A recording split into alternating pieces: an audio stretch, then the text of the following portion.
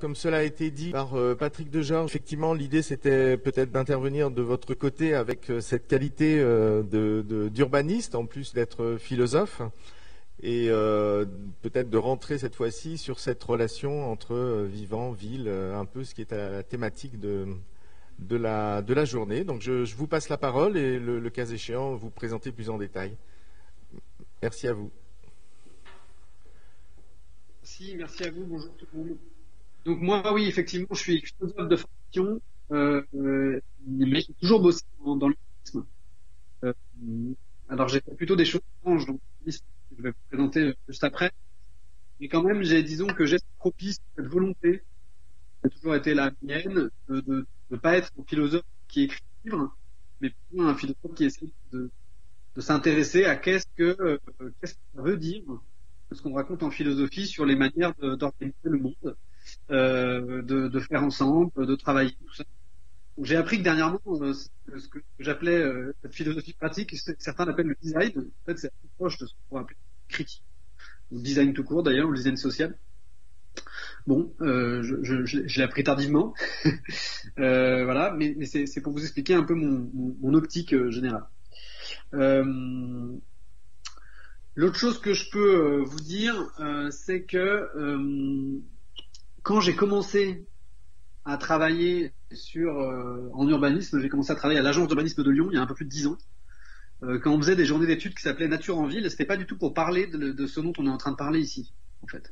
Et c'est assez marquant comment, en tout cas moi je trouve que c'est assez marquant comment en 10 ans, les mêmes termes désignent des choses très différentes. Il y a 10 ans, quand on parlait de nature en ville, en gros ce dont on parlait, c'était comment on fait de la place à des espaces verts dans les espaces bétonnés en ville. Comment on réintroduit de la biodiversité dans les espaces urbains, des choses comme ça. C'était vraiment de ça dont on parlait. Et la critique principale qu'on peut faire à ça, c'est que certes, il y a une question de nature en ville, il y a un lien entre la nature et la ville, mais en fait, c'est le regarder par la lorgnette, en gros, des espaces publics ou des jardins publics, pour le dire comme ça, c'est sacrément réducteur, pour ne pas dire c'est complètement rater la cible. Hein. C'est-à-dire que c'est une fois de plus regarder un problème écologique global qu'on vous a bien présenté, sur lequel je reviens pas, mais par une extrêmement petite lorgnette qui arrange tout le monde, puisqu'elle permet en gros, grosso modo, de continuer à faire des travaux, mais en les repeignant un petit peu en vert. Voilà. Donc il y avait quand même énormément ça.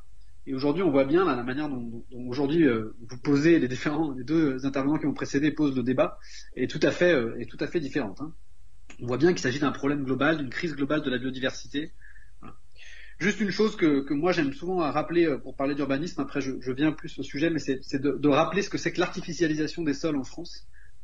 Ça, les urbanistes aiment moins qu'on en parle, mais en France, on se considère, c'est pas moi, c'est le cabinet du Premier ministre. En fait, c'est certainement plus, mais en gros, l'État considère qu'on artificialise 30 000 mètres carrés par an, hein, 30 000 hectares par an, pardon. Donc ça fait à peu près 300 kilomètres carrés par an. Voilà. Ça représente en gros, si vous voulez, un petit département tous les 10 ans. Hein. Ça représente voilà, le département du Rhône qui fait un peu plus de 3000 mètres carrés. C'est cette superficie, c'est le plus petit département français, le Rhône, mais vous voyez, un département français, allez, tous les 15 ans, si vous voulez. Donc tous les 15 ans, il y a du sol qui est artificialisé en France, à l'échelle d'un département. Il y a la taille d'un département en sol naturel qui est devenu du sol bétonné. Et qu'est-ce que c'est que de passer un sol naturel en sol bétonné? C'est une action complètement irréversible. On ne recrée pas de sol, hein, ça c'est pas possible, ça ne marche pas, on ne sait pas créer le sol. Il n'y a que un phénomène très complexe biochimique qui permet de créer le sol, notamment dû à la bioturbation des petits vers de terre, mais peu importe, je ne détaille pas, mais on ne sait pas créer le sol. Donc on sait juste le décréer, le détruire en l'artificialisant. Donc ça, par exemple, c'est un enjeu absolument énorme d'un point de vue, de beaucoup de points de vue, mais qui est certainement beaucoup plus important que de savoir exactement le nombre d'espèces qu'on met dans les jardins publics de nos métropoles. Voilà. Donc, mais ça intéresse la ville. C'est-à-dire qu'en fait, la question de la ville est énormément connectée à cette question de la densité, on pourrait dire, en urbanisme. C'est-à-dire comment, en fait, on concentre les endroits artificialisés, hein, et pour justement permettre qu'il y ait des endroits qui ne le soient pas. Actuellement, je vais essayer de pas trop rentrer dans le détail, mais je vous le dis quand même rapidement pour que vous voyez le genre d'enjeu que ça peut être. Mais je travaille sur un collège en ce moment, en Loire-Atlantique, donc je fais la programmation participative avec les gamins du collège, les enfants du collège. Et en fait, on nous oblige d'avoir des coefficients de perméabilité des sols dans la cour de l'école. Donc dans la cour d'un collège en REP, côté de Nantes, à Saint-Herblain, on va obliger d'avoir 80% de sols poreux, vous voyez, dans une cour de collège. Ce qui est absolument absurde dans un département comme la Loire-Atlantique où il pleut beaucoup, c'est-à-dire que vous allez avoir un sol de boue, en fait, assez rapidement. Mais à côté de ça, en fait, donc là on a des coefficients de dingue, des choses comme ça, tout ça, mais à côté de ça, on continue à artificialiser pour faire des zones commerciales ou des zones pavillonnaires dans les zones périurbaines des métropoles à l'échelle de 30 000 hectares par an. Ouais. Donc il y a ces espèces d'effets là de focale qu'on connaît bien maintenant, que je pense que vous représentez tous un petit peu sur le fait de qu'est-ce qu'on regarde, qu'on veut bien regarder ou qu'est-ce qu'on ne regarde pas, qui est assez marquante, et qu'on s'intéresse à la question d'écologie en urbanisme, c'est vraiment criant, quoi. Hein. Vous voyez, on préfère regarder certaines choses de manière souvent assez illogique en fait, et les grandes masses, on a beaucoup plus de mal à les voir. On peut prendre cet exemple avec par exemple la focalisation qu'on a sur la continuité écologique sur les cours d'eau, par exemple, au lieu de parler de la pollution chimique des cours d'eau ou de la chaleur des cours d'eau avec les centrales nucléaires ou de choses comme ça. On regarde pas ça. Par contre, on stigmatise énormément les barrages, donc qui sont effectivement un problème, hein, mais qui sont certainement un problème moindre, au moins qu'on devrait combiner avec les questions de pollution de l'eau et tout. Ça, c'était pour mon tout petit préalable. Après, ce dont je voudrais vous parler, c'est plutôt, si je reviens sur Nature en ville, effectivement, pour emboîter le pas à ce que vient de dire Patrick, c'est ok, on a compris qu'il y avait un espèce de gigantesque enjeu de changement là, de manière de penser, de retournement complet de toute la société pour aller vers le symbiocène. Ok, mais comment on fait, quoi? Ça veut dire quoi concrètement? Ça veut dire quel modèle? Ça veut dire quel modèle de société? Voilà. Moi, ça c'est des questions qui m'intéressent depuis assez longtemps, et donc j'ai notamment monté un truc dont je vais vous parler en vous mettant d'ailleurs un petit diaporama que je vous ai fait, que vous devez voir là, voilà. Les auditions du Parlement de Loire, c'est un projet que j'ai monté avec un artiste qui s'appelle Camille de Toledo, qui a commencé il y a quelques années, je me souviens plus, en 2019 je crois. Non, même avant, 2017, 2018, bon bref, peu importe. Qui en gros partait de tous les constats que vient de dresser Patrick, et qui se disait ok, ça voudrait dire quoi en fait pour nos institutions, pour nos manières de fonctionner.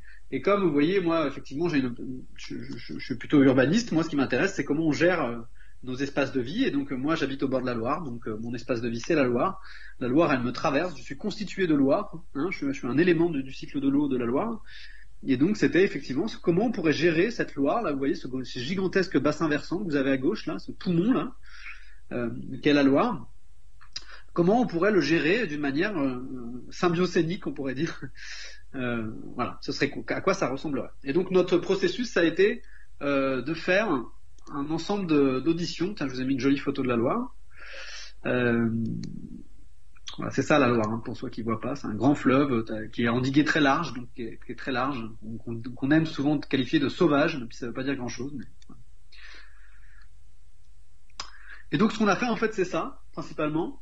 C'est-à-dire c'est des assemblées, c'est des auditions. Donc là c'est la première audition, vous voyez, donc là vous nous voyez de haut là. Hein, Camille de Toledo et moi-même, et donc sur scène on auditionne des gens. Là c'est Bruno Latour et Frédéric Aïtouati. Et donc on les a auditionnés avec une commission qu'on a constituée, qui était composée d'un certain nombre de gens autour de la Loire, des responsables de structures, le directeur de la mission UNESCO Patrimoine mondial de la Loire, enfin des choses comme ça, des gens comme ça quoi.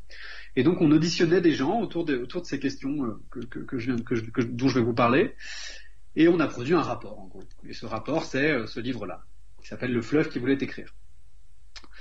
Donc dans ce rapport vous trouvez grosso modo les verbatims de ces différentes auditions qu'on a largement documentées, nourries de références, etc.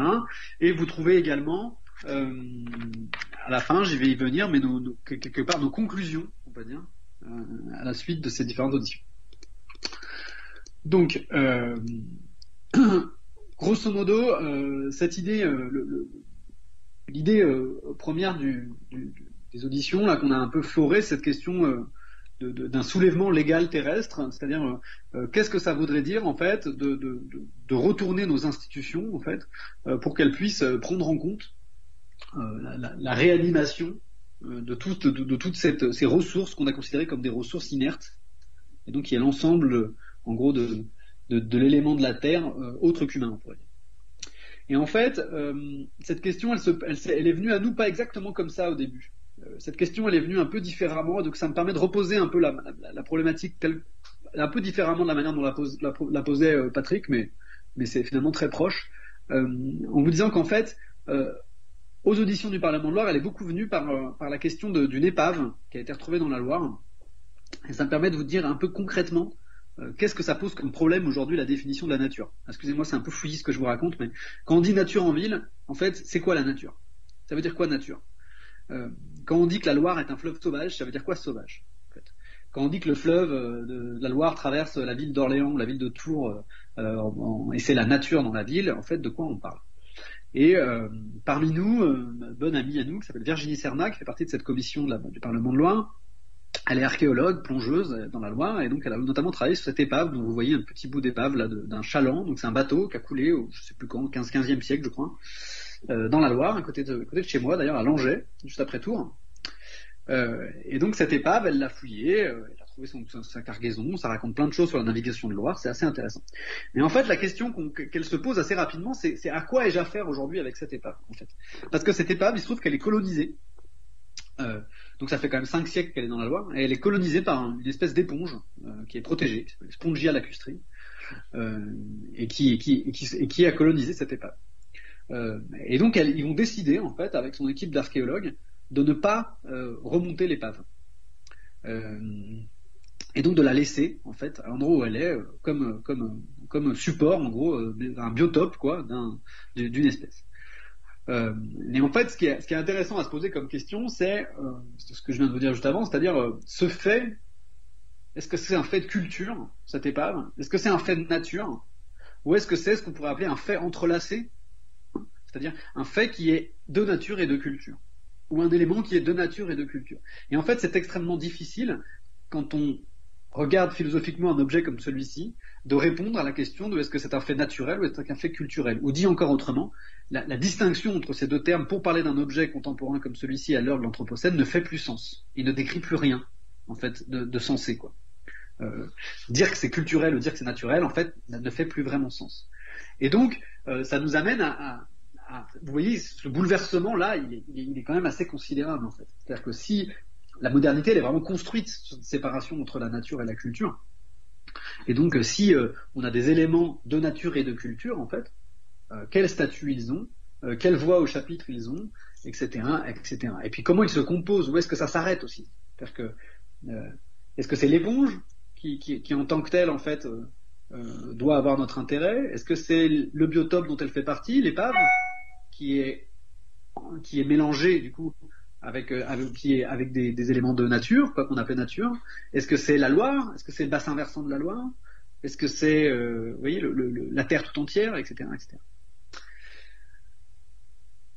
Donc après on a fait d'autres choses, on a fait beaucoup d'autres auditions, je vous les passe parce que ça va être très long, et une délibération à la fin, le 5e jour. Deux choses principalement que je veux vous dire qui pourraient vous intéresser. C'est-à-dire, je vous ai dit qu'est-ce que ça voudrait dire concrètement ces changements de paradigme là dans nos sociétés, de passer d'un symbiocène. Ça voudrait dire par exemple un changement assez considérable dans le droit, en fait. Et donc ça a été vraiment une des choses sur lesquelles on s'est énormément penché. Moi, j'avais jamais autant écouté de juristes. Et donc,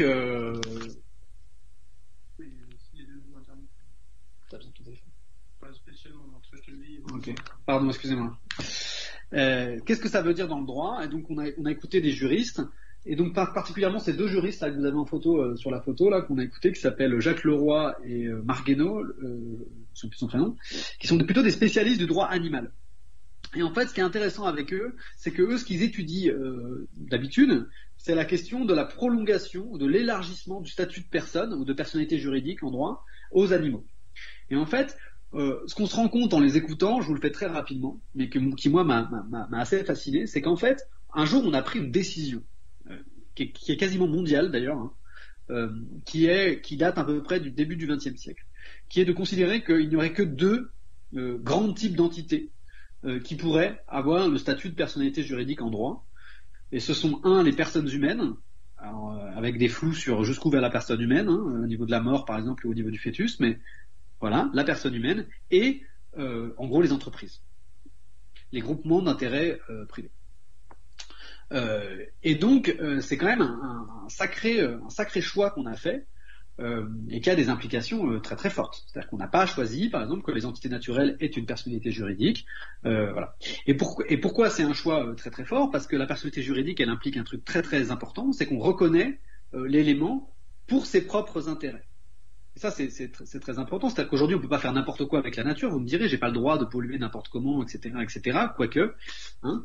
Mais surtout, en fait, l'élément de la nature ne pourra se défendre qu'au nom des intérêts humains ou des intérêts des entreprises qui ont été lésés. Je le redis différemment. C'est beaucoup venu avec Erika, toutes ces questions-là en France, la marée noire d'Erika. C'est-à-dire que quand un pétrolier coule et qu'il y a une pollution marine considérable, en fait, on ne peut attaquer la société pétrolière qu'au nom des intérêts humains, au nom des entreprises qui ont perdu de l'argent à cause de cette marée noire, qu'au nom des gens qui ont perdu leur maison au nom de cette marée noire, etc., etc. Absolument pas au nom de la nature elle-même. Donc il y a vraiment un enjeu absolument au nom des entités vivantes elles-mêmes. Donc il y a un enjeu considérable à faire ça. Et en fait, grosso modo, ce que disent les juristes, une fois de plus pour aller vite, c'est qu'il n'y a pas vraiment d'obstacle à ça. C'est un mouvement, vous avez des gens, Notre Affaire à tous notamment, qui travaillent beaucoup là-dessus. Grosso modo, on est à peu près certain que c'est des évolutions du droit qui devraient arriver dans les années à venir, qui sont en train d'arriver. Il y a des exemples très forts en Équateur notamment, dans d'autres pays du monde. On va finir certainement par reconnaître que les entités naturelles doivent accéder à la personnalité juridique. D'ailleurs, en France, on n'est pas très très loin, puisqu'il y a le préjudice écologique qui a été reconnu, qui n'est pas tout à fait une personnalité juridique encore, mais qui quand même s'en approche. Donc il y a vraiment cette question de droit qui est en train d'évoluer et qui change pas mal de choses.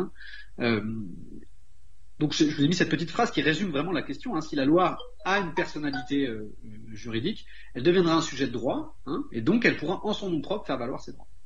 Bon, ça pose tout un tas de problèmes quand même.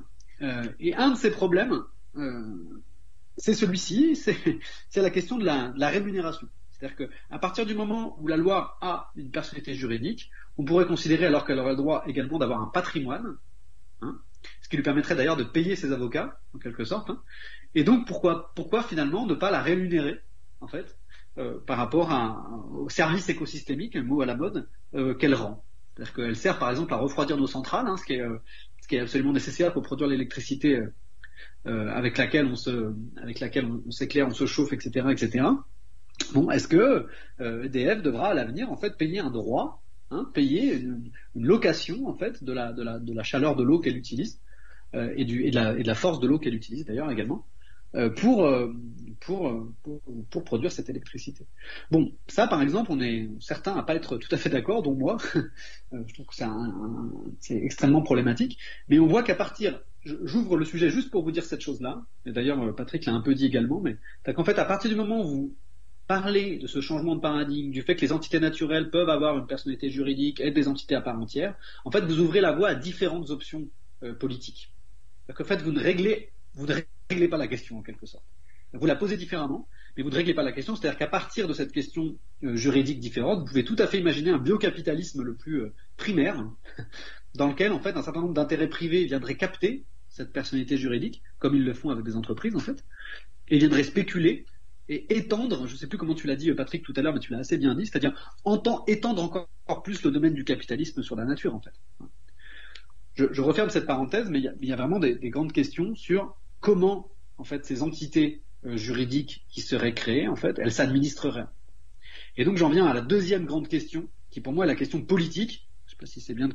Ouais, bon, moi j'ai pas de diapo là-dessus, mais enfin si, mais qui est vraiment la question de, en fait, qui est vraiment la question parlementaire, qu'on revient à la question du Parlement de loi, c'est-à-dire qui est la question de la représentation. Comment est représentée en fait cette nouvelle personnalité? Est-ce que cette nouvelle personnalité c'est aussi un nouveau souverain? Donc ça, c'est l'image que vous avez là sur l'écran. C'est une image qui est très très connue en philosophie. On l'a un peu gribouillé dessus, vous voyez, mais c'est le frontispice du Léviathan de Hobbes, où vous avez vraiment la définition de ce qui est vu comme le souverain humain, en fait, hein, vous voyez, qui domine, en fait, le monde, quoi, hein.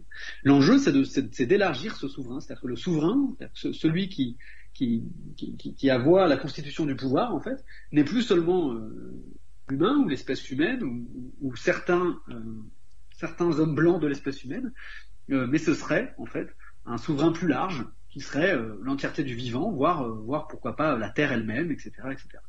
Donc là, l'enjeu, vous voyez, c'est-à-dire, j'aime bien cette idée qu'en fait, c'est pas tant d'aller contre l'anthropocentrisme, hein, mais c'est carrément de décentrer, en fait. C'est pas de faire un biocentrisme, de faire un écocentrisme, mais c'est plutôt de quitter le centre. C'est-à-dire qu'en fait, le souverain, il doit y avoir une distribution du souverain, en fait. C'est-à-dire qu'en fait, sinon, vous risquez d'avoir de nouveau la captation d'intérêts naturels par des intérêts privés. Et donc, là je le dis de manière très philosophique, mais je vais le dire plus concrètement, ça veut dire qu'il faut imaginer en fait des assemblées, qu'il faut imaginer des constitutions, qu'il faut imaginer des comités de bassin où les autres êtres sont représentés. Et donc, le travail qu'on a fait, par exemple, ça c'est la toute fin de notre livre sur le Parlement de Loire, ça a été de dire, ok, ça serait quoi en fait une constitution d'un Parlement de Loire? À quoi ça pourrait ressembler politiquement? Donc ça, c'est vraiment le travail qui moi m'intéresse, c'est-à-dire quel modèle de gestion, en fait, à quel modèle de gestion on arrive à partir du moment où on inclut la voix des autres humains dans nos décisions d'aménagement, nos décisions d'organisation du territoire. Et là, la chose qui est intéressante pour faire un pas de plus en avant, c'est qu'en fait, se rendre compte qu'assez vite, on est quand même, nous on est des humains, hein, on se parle entre humains là, on se dit que ce serait bien que dans nos assemblées, il n'y ait pas que des intérêts humains, mais qu'il y ait aussi des intérêts autres qu'humains, des perspectives autres qu'humaines, des visions autres qu'humaines. Et du coup, ce qui va être absolument central, finalement, c'est la représentation de ces intérêts-là ou de ces perspectives-là. C'est-à-dire comment on se les représente dans nos assemblées, dans nos parlements. En fait. En attirant votre attention sur le fait qu'on sait tout à fait faire ça, hein. C'est-à-dire qu'on représente tout un tas d'intérêts. Excusez-moi, que ce n'est pas parce que le vivant autre qu'humain ne parle pas le langage humain, en fait, que c'est pas une raison suffisante pour ne pas le représenter. Alors, excusez-moi, je me suis un peu emmêlé les pinceaux. Le fait que le vivant ne parle pas le langage humain n'est pas une raison suffisante, en fait, pour ne pas le représenter politiquement. D'ailleurs, on sait tout à fait représenter, par exemple, dans les tribunaux, hein, on représente des polyhandicapés qui ne sont pas capables de parler, on représente aussi des fœtus, on représente tout un tas et d'ailleurs des entreprises qui ne parlent pas non plus, qu'on représente en fait par des systèmes de tutelle ou des systèmes divers et variés. Et donc en fait, le premier article, vous voyez, de cette proto-constitution qu'on a commencé à rédiger pour la Loire, c'est cette idée que la représentation des entités naturelles est nécessaire, premier article, mais surtout deuxième article, je ne sais pas si vous arrivez à le lire sur l'écran, mais c'est que la représentation des entités naturelles est possible. Alors certes, elle est imparfaite, mais comme toute représentation, en fait, l'idée politique, là, c'est de dire, il faut prendre le risque de la représentation. Hein. Je reviens juste à un petit truc pour cette question de la représentation. Patrick, tu as beaucoup parlé de Bruno Latour dans les années 90. J'ai l'impression que comme moi, tu es attaché à cette période du Latour des années 90, peut-être un peu moins à celui d'aujourd'hui, mais en tout cas celui des années 90 très fortement. Et il y a un article qui est très célèbre de Latour en 94 qui s'appelle L'esquisse pour un Parlement des choses, où grosso modo, je vous le fais très vulgairement, mais il dit cette chose. Il dit en fait, pourquoi on pense aujourd'hui que ma députée, elle me représente plus au Parlement national qu'un spécialiste du sable représente le sable. En fait. Qu'est-ce qui fait qu'on accepte cette délégation politique à un député pour lequel moi j'ai pas voté, par exemple, que je ne connais pas, avec lequel je n'ai jamais discuté, qui n'est jamais venu prendre mon avis, etc., etc. Elle a plus de légitimité politique, beaucoup plus de légitimité politique sur moi et y compris sur les éléments de la nature, qu'un spécialiste du sable qui lui étudie le sable toute sa vie, va voir le sable toute sa vie, passe énormément de temps avec le sable, l'étudie scientifiquement, mais lui, il n'a pas de voix au chapitre ni sur le sable d'ailleurs, ni sur tout le reste. Je suis pas en train de vous dire qu'il faut donner tout le pouvoir aux scientifiques, c'est pas ce que je dis. Mais ce que je dis, c'est qu'on a fait un choix politique qui est quand même particulier sur la représentation, et que donc on pourrait modifier cette représentation en représentant les entités naturelles. Et donc, si on représente les entités naturelles, ce qui devient absolument central à mon avis, mais là c'est plus, je sors un petit peu du Parlement de Loire, c'est plutôt ce sur quoi moi j'essaie de travailler, c'est qu'en fait du coup il y a une importance majeure arriver à se mettre à l'écoute du milieu. C'est-à-dire, ça voudrait quoi? C'est quoi traduire les perspectives des non-humains, en fait? Concrètement, comment ça marcherait, quoi? Ça veut dire qu'il faudrait être capable, en fait, de se mettre à l'écoute. Alors, la tour en 94, je vous dis, propose la science, mais la science est un mode d'écoute du vivant, en fait. Il y a certainement d'autres modes de relation au vivant qui permettent d'écouter et de traduire, in fine, les perspectives des non-humains, quoi. Et donc, dans le Parlement de Loire, quand même, je vous disais que j'en sors un peu, mais on a fait des expériences comme ça. Ça, c'est une expérience d'écoute, par exemple. Vous écoutez des bioacousticiens là, qui recomposent des paysages sonores autour de la Loire. C'est une œuvre là, de Boris Jolivet, qui est un audio naturaliste. C'est assez passionnant comme approche sensible de la Loire. Vous pouvez le faire, vous voyez, on doit être à, je sais pas où on est là exactement, sur cette photo. On doit être à l'école de la nature et du paysage à Blois, je crois. Et donc, on écoute, les yeux fermés, une création d'un artiste qui nous recompose un paysage de Loire depuis le son, y compris avec les paies de l'anguille, le bruit de la sève qui monte dans les arbres, etc., etc. C'est quand même des expériences immersives assez intéressantes, des expériences de connexion sensible, en fait, qui pourraient certainement nous amener à mieux représenter les intérêts de ces éléments-là. Là, vous avez une autre tentative qui est plutôt issue de l'éco-psychologie, j'y reviendrai peut-être si on a le temps, mais qui est assez inspirante pour ces choses-là, qui est un courant qui vient plutôt des années 70-80 aux États-Unis, assez proche de ce qu'on appelle parfois aussi l'écologie profonde, qui considère qu'il y a des méthodologies de connexion sensible à la souffrance de la Terre qui permettent en fait de recomposer une alliance sensible avec elle pour pouvoir la représenter. Là, vous êtes sur des approches comme ça. Et donc, l'autre chose dont je veux vous parler, et je finirai peut-être là-dessus, c'est en fait, à mon sens, ce qu'il s'agit de faire, je vais le dire comme ça, en axiomatique, en politique quasiment, comme si j'étais un tribun politique, c'est en fait de recomposer une école de la sensibilité, de créer une école de la sensibilité, de rapprendre à sentir en fait le vivant.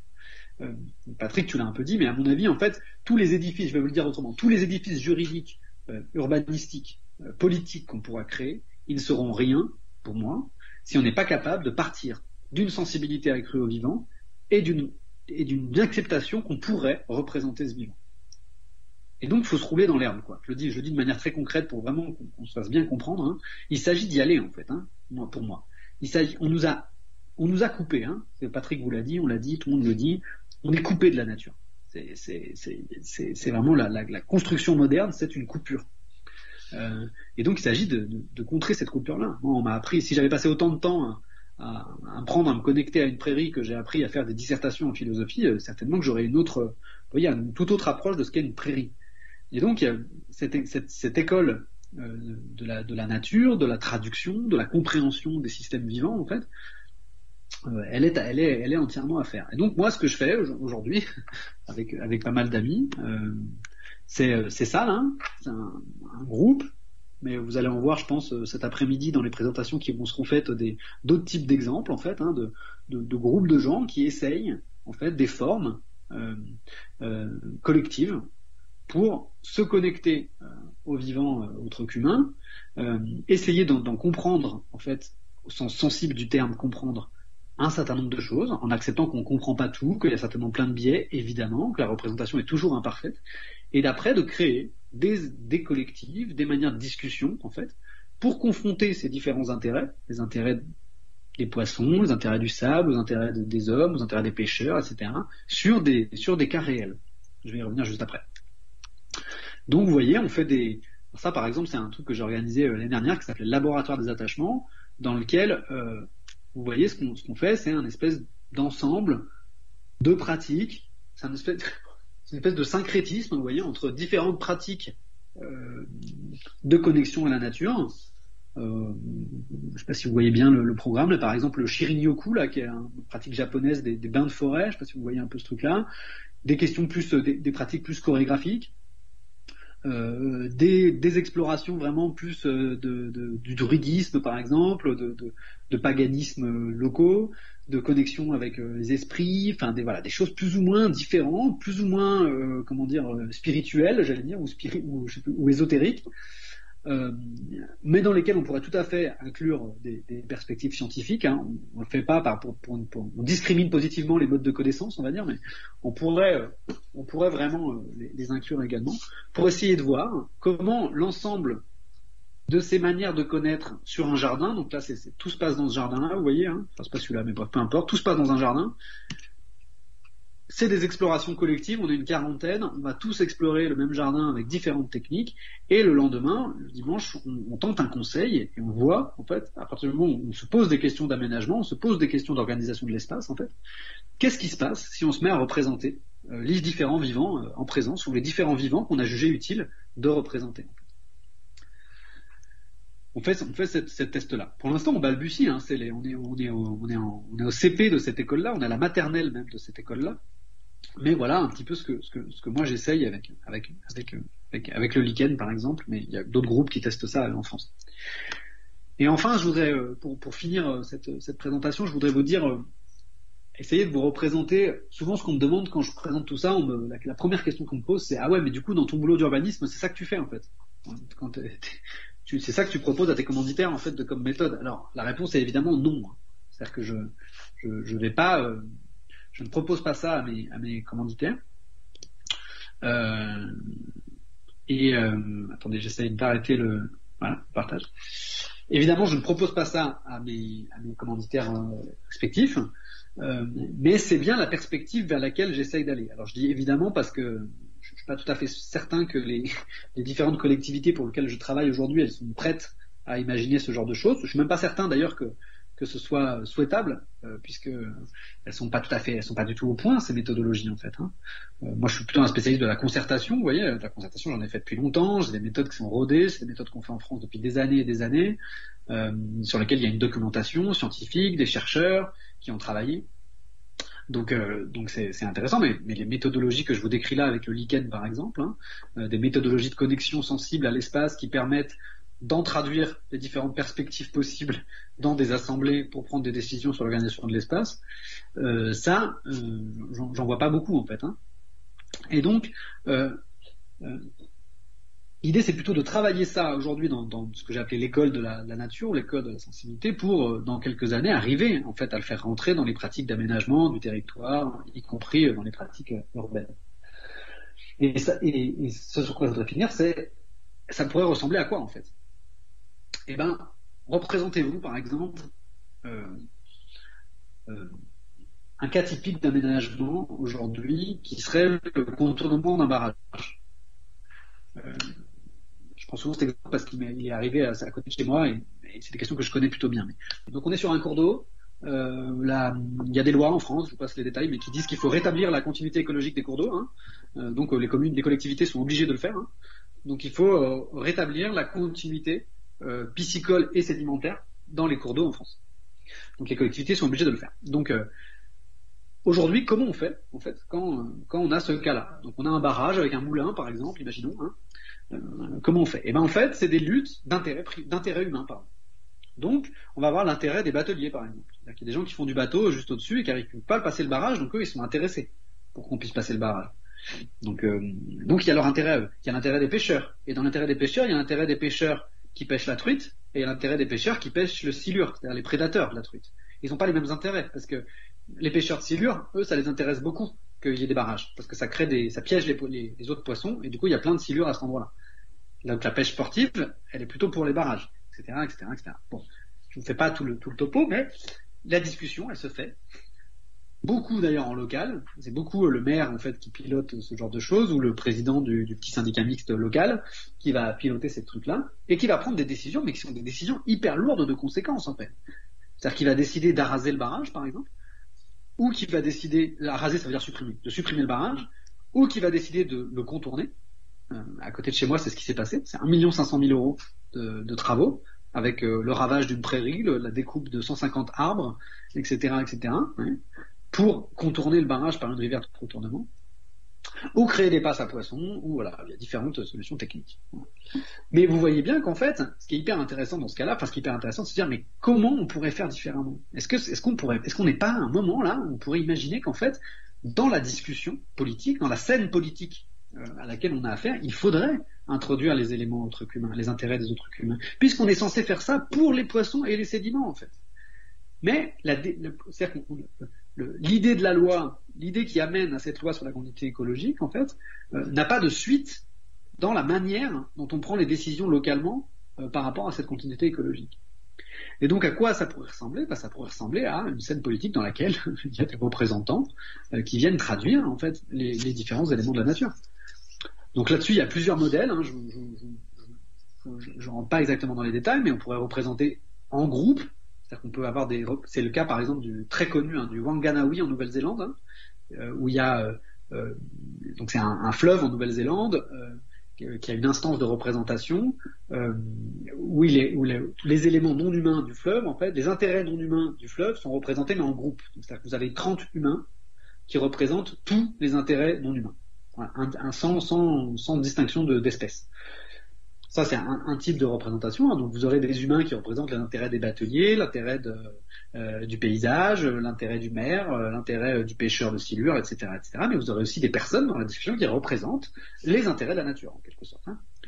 Et puis, vous pouvez imaginer d'autres types de modèles avec des personnes qui représentent espèce par espèce ou entité naturelle par entité naturelle. Bon, ça pose plein de soucis également, mais ça pourrait être également des modèles tout à fait possibles. Sur le modèle représentatif, sur le modèle de la tutelle, sur le modèle de n'importe quelle représentation en fait, où l'homme va se mettre à la place d'un autre, dans une empathie sensible avec cet autre-là, cet autre soit-il un sédiment en fait, et à partir de là le représenter dans une assemblée. Ou alors on pourrait encore imaginer, dernière modalité, puis je finis là-dessus, que cette représentation elle se passe par des collèges de représentants. Ça, c'est des choses qu'on travaille pas mal avec le Lichen en ce moment, qu'on va même tester prochainement. C'est de dire qu'en fait, dans le cas d'un conflit comme celui-ci, ce qui serait intéressant, c'est d'avoir des collèges qui représentent les différentes manières de connaître un être. C'est-à-dire parce qu'effectivement, si vous avez juste un chaman qui se connecte au silure et qui vous dit le silure il veut ça, bon, vous avez une forme d'arbitraire dans la représentation qui est quand même très très fort. Donc, quel même que celui de ma députée avec moi, vous allez me dire, mais il est très très fort même cet arbitraire. Qu'est-ce que ce serait si c'était plutôt un collège en fait? C'est-à-dire qu'en fait, pour représenter le silure, on n'aurait pas une personne, mais on aurait 5 personnes par exemple. Imaginons on aurait un poète, un chaman, un scientifique, un pêcheur et un voisin par exemple, ou un cuisinier qui cuisine le silure. J'en sais rien, vous voyez ce que je veux dire? C'est-à-dire en fait combiner les manières de connaître pour en fait arriver j'allais dire objectiver, à améliorer en tout cas l'objectivation en fait de cette traduction dans le vivant, dans les assemblées et dans les décisions qu'on va prendre par la suite. Donc voilà, moi c'est vraiment là-dessus que j'essaie de travailler sur ces modalités-là en fait, ces modalités de concertation on pourrait dire en urbanisme avec le vivant. Elles sont assez à la mode. Pour conclure, je pourrais vous dire ça, elles sont assez à la mode. On en parle pas mal. On en fait beaucoup moins. Et donc, je profite d'avoir une minute de parole dans une école d'art pour vous dire qu'à mon avis, il y a vraiment un travail du sensible à cet endroit-là et de l'esthétique en fait qui est vraiment absolument central. Et je pense que vous le verrez cet après-midi avec les différents artistes et designers qui vont vous présenter des choses. Mais il y a vraiment un travail un travail des corps, un travail du récit, un travail de la documentation à faire sur ces espaces-là. On est vraiment à un endroit d'invention dans lequel, à mon avis, la création a vraiment une sacrée part à jouer pour nous aider en fait à inventer ces modalités politiques en fait. Voilà. Et donc c'est vraiment pour moi le défi qui arrive maintenant.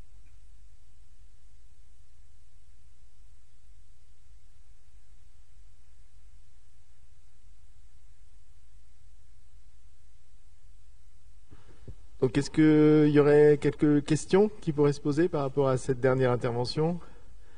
Moi j'en avais une, c'était ces espèces de, de cérémonies là, un peu ésotériques. Elles impliquent des politiques, par exemple, des décideurs, ou c'est juste des citoyens qui sont...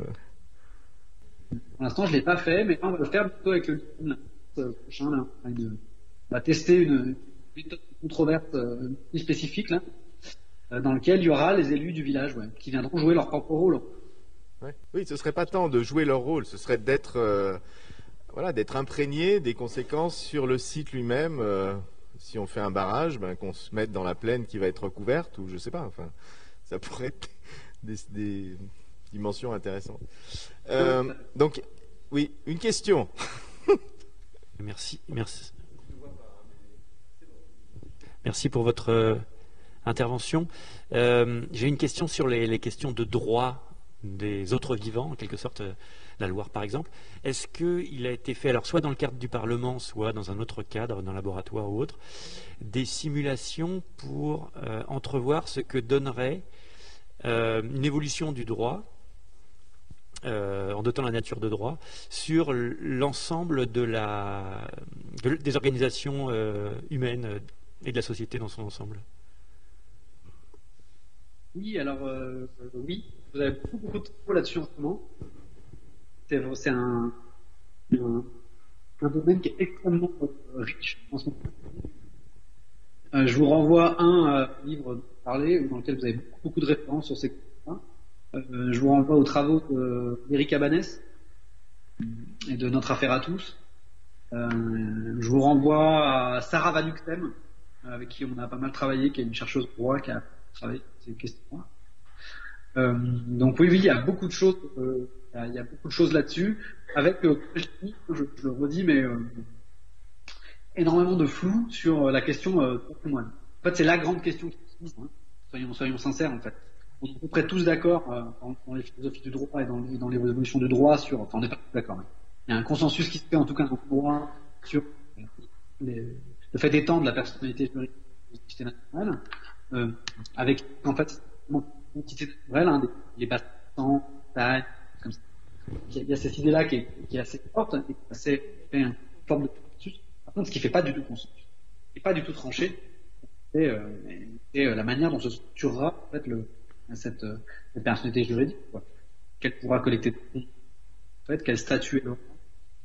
Est-ce qu'elle sera un statut commun, est-ce que ce sera un statut public, est-ce que ce sera un statut privé, sur cette question-là et sur la manière dont, du coup, je reprends votre question, hein, la manière dont on répond à cette question est absolument centrale pour répondre à cette question, comment ça vient percuter toutes les autres institutions existantes, en fait.